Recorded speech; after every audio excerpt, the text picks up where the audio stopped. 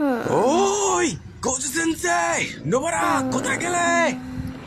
এই আবার এসে পড়লো। আমরা এমনি গরমে মরতেছি, আর মেরো না তো। ফুশিগুরুকে কেউ পড়ানোর চেষ্টা করতেছে। Formation B. Yes sir. এই পাগলটা কে?